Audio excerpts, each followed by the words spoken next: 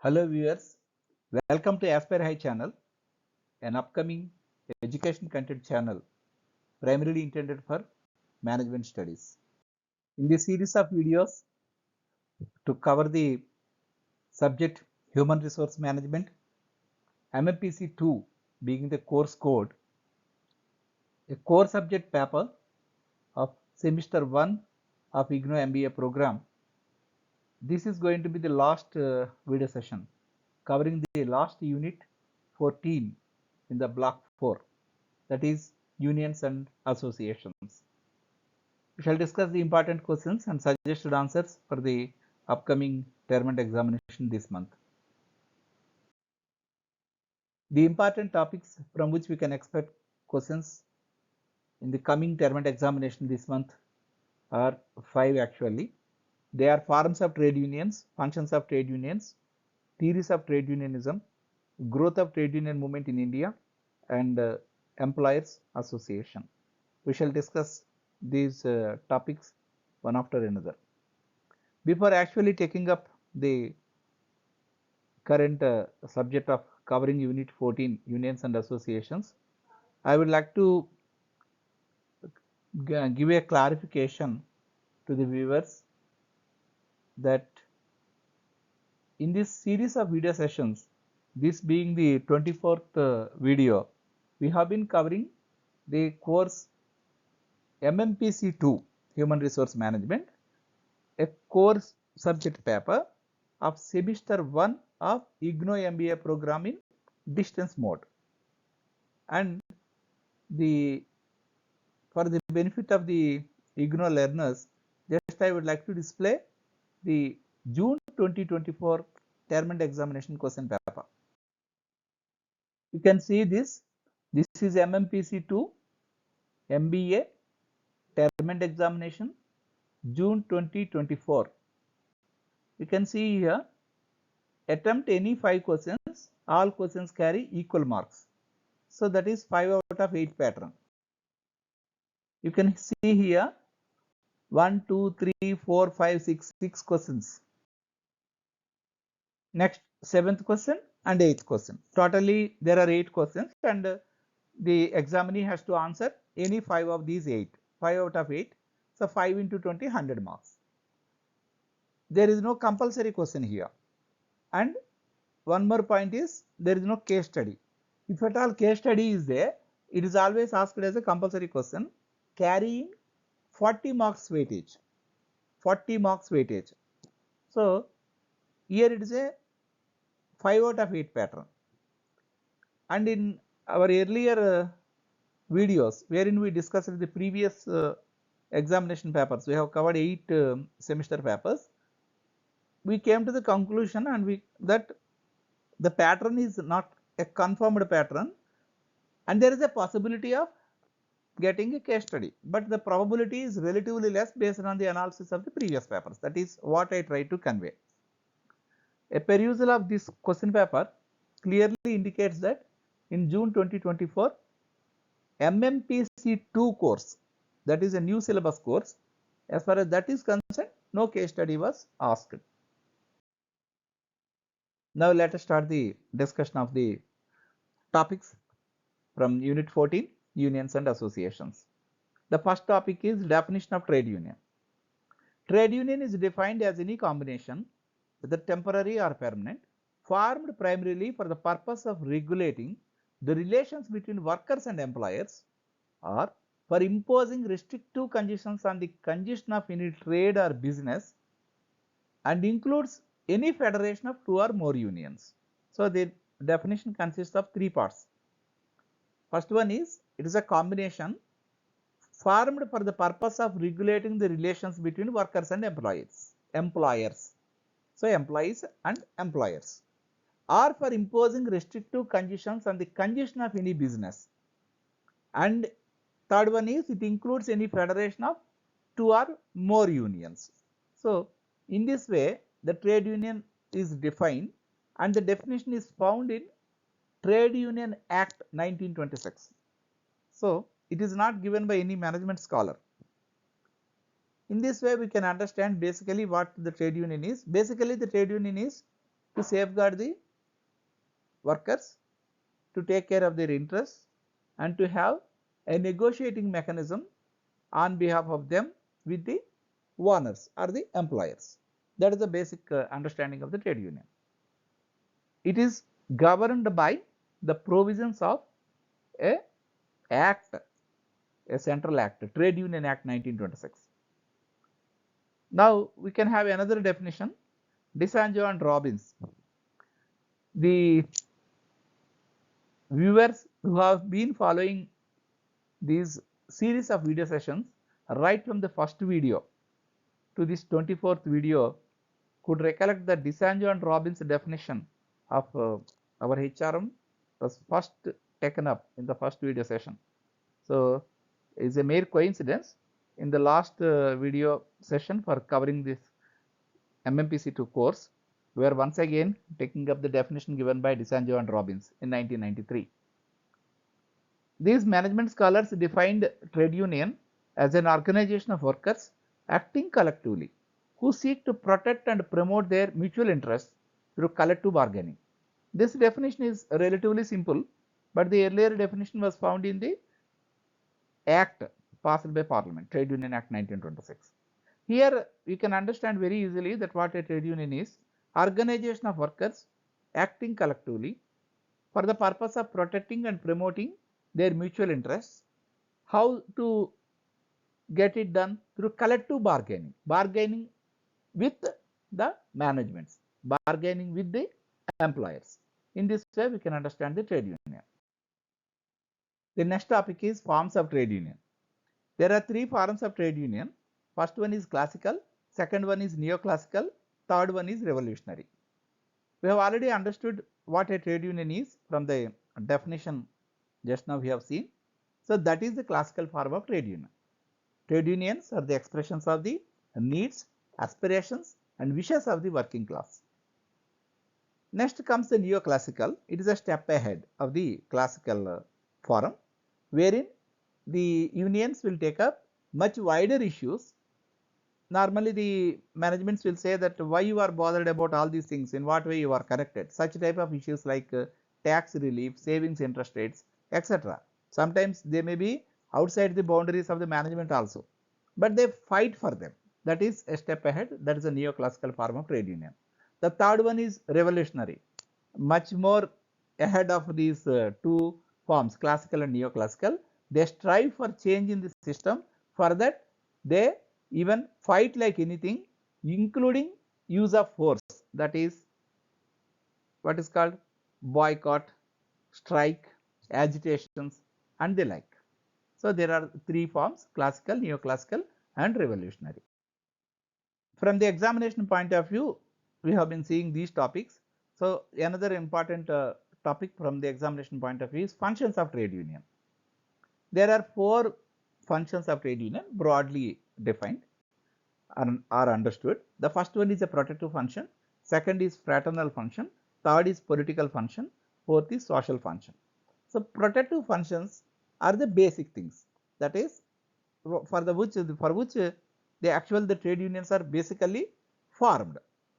So the primary thing, protecting the workers' interests like their salaries, other benefits and more the job security by collective bargaining. That is the approach is always collective bargaining. The entire workforce will form into a union, trade union, and they get it registered. They deal with the management in such a way that there is a collective bargaining, and they even go to the extent of direct action. That is, first is something like wearing a black badge. Next is lunch hour demonstration. Next is some strike notice, and later actually going into strike.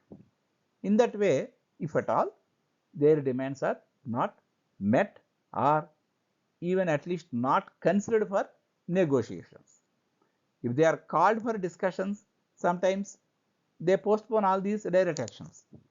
If that is not done by the management side, then they will go for direct action like strikes. So in this way the trade unions normally function, and the protective function is the prime thing. Second is a fraternal function. Fraternal function means providing financial and non-financial assistance to workers during the periods of strikes, lockouts, etc. Because many families may not be able to uh, meet their basic expenses of living. And also extension of medical facilities during casualties, slackness, such periods and such incidents, and provision of education, recreation and housing facilities. These are things that are beyond the basic trade union functions, objectives rather, but going beyond that they will be doing it because it is their member who is in trouble. It is their member who needs some helping hand which nobody else is going to do it. So, the type of feeling, the fraternal feeling is reflected in these functions. The third one is political functions.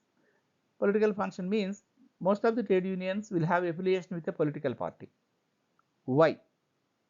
The reason is that if at all a strike is happening or the management declares a lockout, then everybody will be in trouble. Workers will be in trouble. Their families will be in trouble. Then the help of the political parties to whom they are affiliated is normally sought, and they also normally will be coming to their rescue. They will stand behind them. The political parties to which affiliation is given will stand behind the trade unions concerned. The fourth one is social function. It is something like the one which need not necessarily be taken up by the trade union, but to have a humanitarian approach and to have some respect and recognition in the society, they undertake certain activities like educating the customers like that, which is not actually their duty, but they feel that they identify themselves with the organization. That is some sort of what's called an advanced way of building good relations with all the stakeholders. The next topic is objectives of trade union. This topic was not listed in our original list of topics for this unit 14 based on the perusal of the previous 8 exam papers. But even though not asked in the past 4 years, this is an important topic in my personal view. That's why I have included this. Like write short notes on objectives of trade union could be asked in the coming exam. There is a possibility. So in that way, we shall see the objectives of trade union, and I have enlisted here 6 important objectives. The first one being wages and salaries. Everybody could easily understand this one. That is, trade unions will always fight for better wages for their workers or for their members, and also hike in wages at periodical intervals. And in fact, if an organization is not even paying minimum wages, then definitely trade unions will fight for payment of minimum wages to the workers and their members. The second one is the working conditions. When we talk of working conditions, we are actually referring to the basic amenities like ventilation, restrooms, and also drinking water facility, minimum working hours, leave and rest, etc. The basic amenities, they fight for that. The third one is an important one, discipline. What is the objective here? What we wanted to convey is that as far as the objective of the trade union is concerned, in our earlier unit we discussed about discipline, indiscipline, grievance redressal mechanism, and also discipline management procedures. Sometimes every code of conduct, service regulations, all those things what we have discussed. But sometimes what happens is the managements may go against an employee in a what is called unjust manner. That means there is no misconduct on the part of the employee, but they frame charge sheet on flimsy grounds. Here the role of the trade union will come into picture. That is, trade unions have to come forward. They have to fight on behalf of the employee. For that purpose, the trade unions also will equip themselves with the skills to defend the cases in the domestic inquiry proceedings by functioning as, that means the representatives of the trade union will function as defense representatives for the employees, so that the interest of the employee is protected and safeguarded in the proceedings of the domestic inquiry. That means they try for squashing of the charge sheet. That is what I mean to say. So next comes the personal policies. The management itself will be framing the personal policies, no doubt. But the role of the trade union here is that if the policies are not properly implemented by the managers and their interpretation is not correct, there is some bias in favor of X and Y, then trade unions will definitely fight for correction of that. And if the policies themselves at the time of their framing are having certain loopholes in favor of the management, then also trade unions will fight for rectification of such policies. So next comes the employer-employee relations. This is actually the fundamental thing of the as far as trade union is concerned. Here the inherent message I would like to convey is, no doubt trade union will have a negotiating mechanism with the management. At the same time, they wanted to have some settlements always. They wanted to have good relations ultimately at the end of the day. So employer-employee relations in a harmonious way, they would like to take forward. They may be fighting for some benefit, but at the same time, they will sit for negotiations and they wanted to settle it. They won't like to drag it on further and further, leading to unrest in the organization. They are also not in favor of that. Next, safeguarding the interests of the organization. This is also a very important one. It appears to be somewhat different for the first five. What is meant by safeguarding the interest of the organization? That means here the thing is, if the trade is there, then only trade union will be there. If there is no trade at all, there is no trade union. So first, they will also have a understanding of how the organization is moving forward in respect of their objectives, like increase in sales, increase in profits, and what the management is actually doing, whether it is seriously pursuing with the objectives of the organization or not. So that type of deep insights will also be had by the trade union people, so that ultimately the organization interests are also to be safeguarded. They feel so, because just I said, if the organization is there only, that is, if the trade is there only, the trade union will be there. So in this way we can understand the objectives of trade union. Next comes the theories of trade unionism. There are actually 5 important theories I would like to discuss here. The first one is Marx and Engels theory, political revolutionary theory.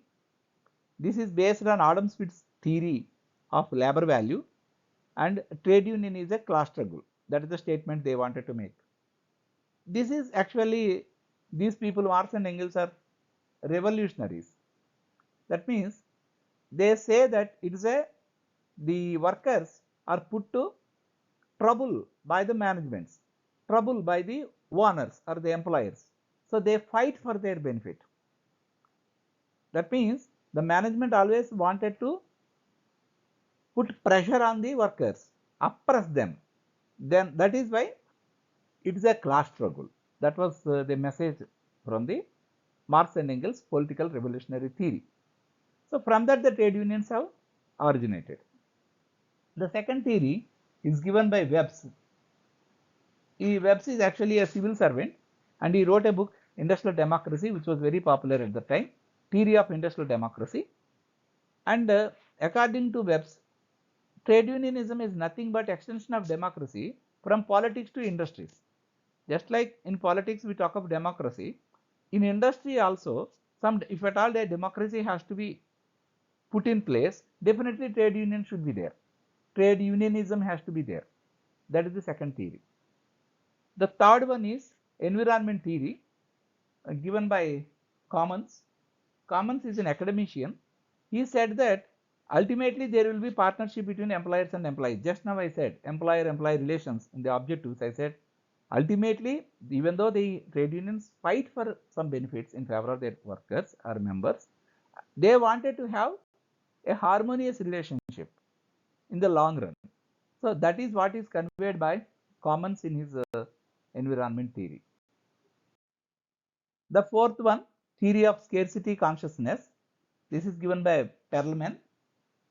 This theory is very much interesting. That is, it highlights the root cause. That is a psychological thing.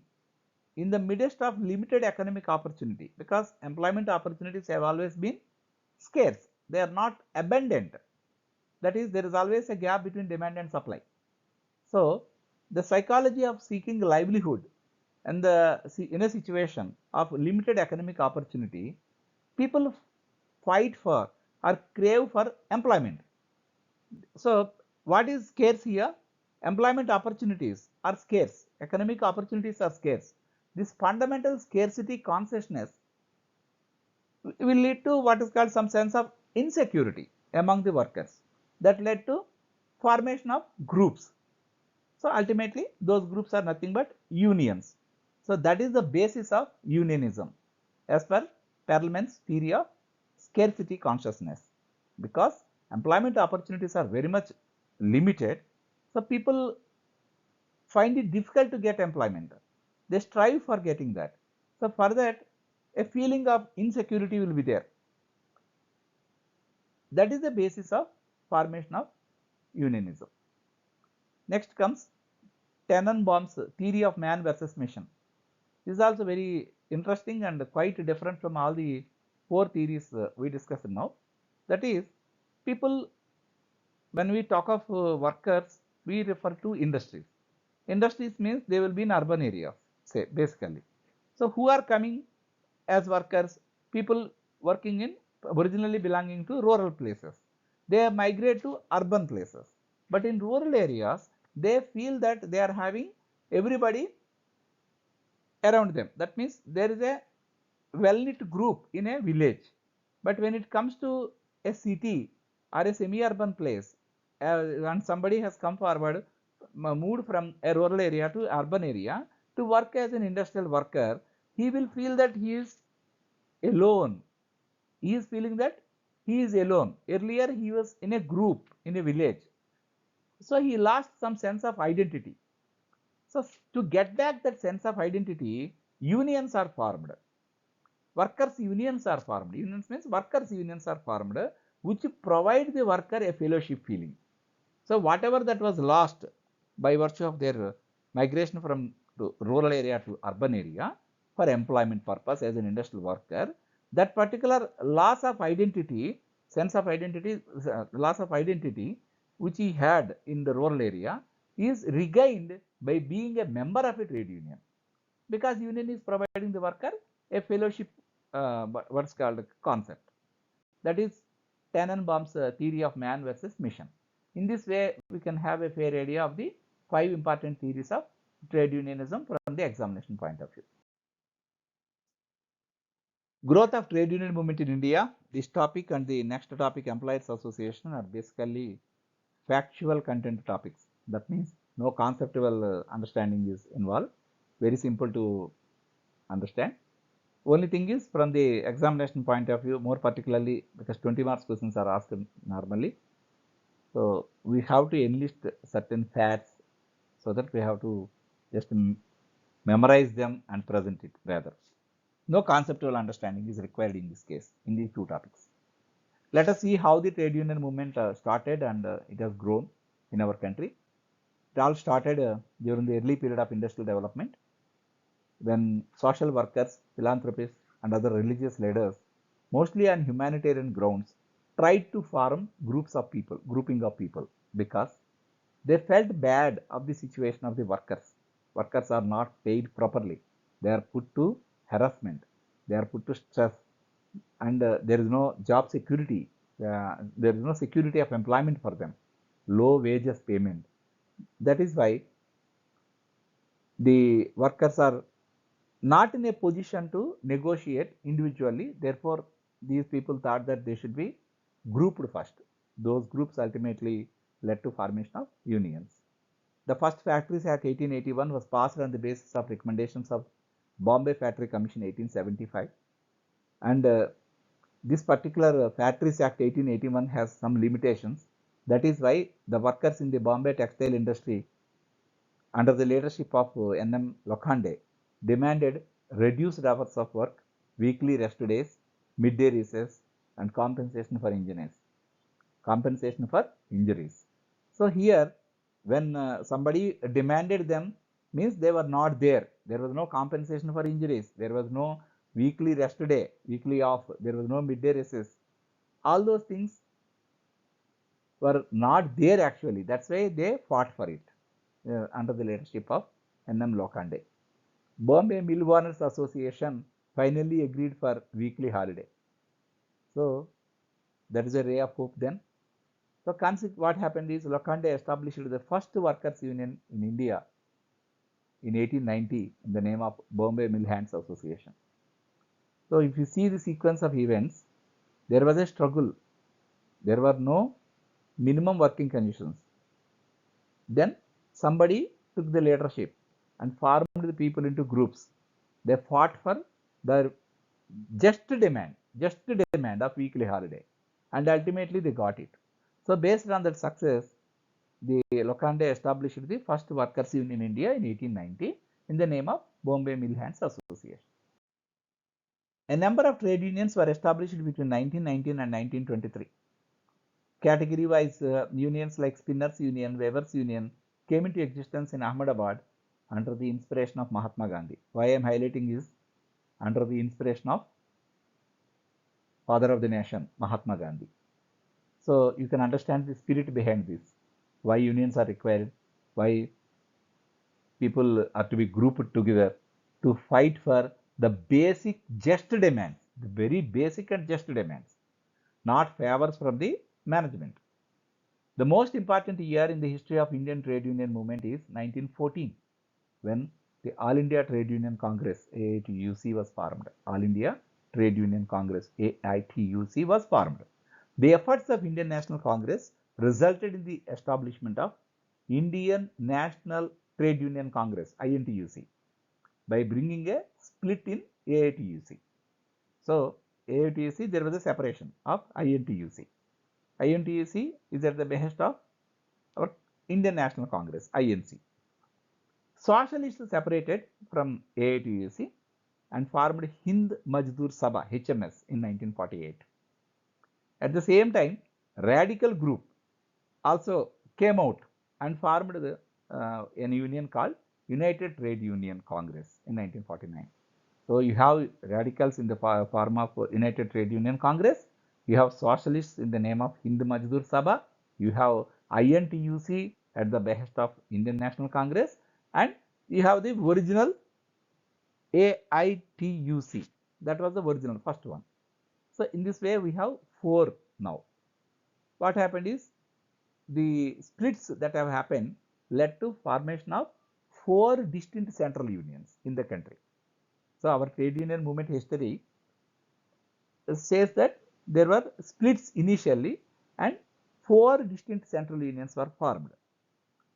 And if you see this level of unionism, the degree of unionism is fairly high in organized industrial sector, but it is negligible or it is not there at all for that point in agriculture and unorganized sectors, very rarely found in agriculture and unorganized sectors even today. So this shows how the movement has happened in our country. This is only a series of factual events, facts, series of facts. Just I am telling only facts, no conceptual understanding is required. The last topic, employers association. It is not an employees association, it is employers association. So whether employers could form unions or associations, is there any provision? A doubt arises. But the Trade Unions Act 1926 itself provides for both the workers associations as well as employers associations. So it has a legal backup. The act itself provides for that. Then one more doubt arises. Employees or workers think of having a union for their welfare, better wages, better working conditions, etc., etc. We have already discussed in our previous topics. But why employers need an association? Employers also need an association for the same reason, to defend, represent and advise their affiliated employers for the purpose of handling things relating to labor matters as distinct from economic matters. That means on the same subject of employees or workers asking for X and Y or Z benefit, there should be a consensus among the employers also. For that purpose, they wanted to have an association. So they wanted to strengthen their position in society with respect to labor matters. So from the side of employers also, there are certain issues. On what subjects? On the same subjects, the employees have been fighting with the management. So sometimes the government may intervene in an industrial dispute. Then employers also should be able to present a unified viewpoint on the issues of industrial relations to the government in a concerted manner. So this is our stand. This is a common stand of all the employers, like that. It would be in a position to represent to the government their stand. That will happen only when they also form into an association. So now you can understand why employers association is required. So employers association is intended to promote and protect the interest of employers engaged in industry, trade and commerce in India. Study, analyze and disseminate information. These bodies associations study, analyze and disseminate information relating to labor policy, labor management relations, collective bargaining, etc. That means it is we can say that there could be sometimes over exploitation by the trade unions on the side of the workers. For that, in order to achieve the ultimate objectives of the organization, some balance may be required for the owners also or the managements. So that is why for when collective bargaining is handled by the side of the trade unions, by the side of the employers also, they wanted to have some analysis and uniformity or reasonable stand, taking a reasonable stand on labor management relations, collective bargaining and labor policy. For that purpose, employers associations are required. From the examination point of view, I am just highlighting three important ones, associations, because if it is a short notes, also it is better to mention them. In addition to the point just now we discussed in our previous slide, there are three major employers associations. Actually, some other associations are also there, but from the examination point of view, let us confine to these three. The first one is in 1933, the Employers Federation of India. It was formed, Employers Federation of India, EFI. Later, the All India Organization of Employers, AIOE, All India Organization of Employers, was set up in 1953. Members from manufacturing industries, banking sector, insurance sector and commercial establishments, they all became members of this All India Organization of Employers. It is a big body. Third one is the Council of Indian Employers was set up to ensure closer cooperation and coordination between these two, EFI and AIOE, which together represent particularly the interests of large scale industry in India. That means the entire major segment of industries are covered by both EFI and AIOE. So CIE, the Council of Indian Employers, was actually a body maintained, established to ensure cooperation and coordination between the two bodies, EFI and AIOE. You can just highlight these associations, and that is enough from the examination point of view. With this, our discussion of important topics from the examination point of view pertaining to Unit 14 on unions and associations, the last unit of our Human Resource Management course of semester 1 of MBA program of IGNOU in the distance mode in the new syllabus with course code MMPC 2 is complete. Thanks for watching. We have concluded now the entire course MMPC 2 Human Resource Management, and an attempt has been made to enlist, based on the analysis of the previous 8 semester term and examination question papers, the important topics from which we can expect questions for the coming term and examination this month, along with suggested answers. Initially, the block 1 was extensively discussed. Later on, we changed our methodology. We tried to cover, after analyzing the previous question papers and identifying the important questions, we tried to discuss unit wise.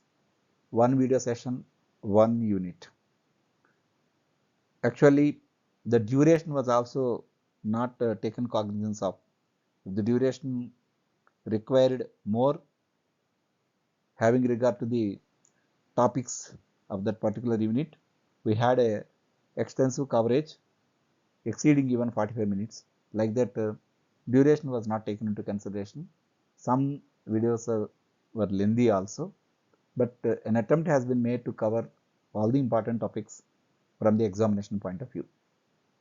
I wish all the IGNOU learners, the examinees of MMPC 2 term and examination, all success. My best wishes to all of you, and not only for this paper, for other exams of your MBA course. One request is that after the completion of your term and examination next week, I expect a good feedback based on the actual question paper vis-a-vis our coverage. Your feedback could be given in the comment section, or you may even directly write to me. You can reach me at my mail ID given in the slides, beginning slide itself, ramnarao11@gmail.com. You could directly also communicate. What I mean to say is, if you are hesitant to mention in the comment section, you can give your feedback to me directly by mail to ramnarao11@gmail.com. The mail ID is clearly given in the initial slides.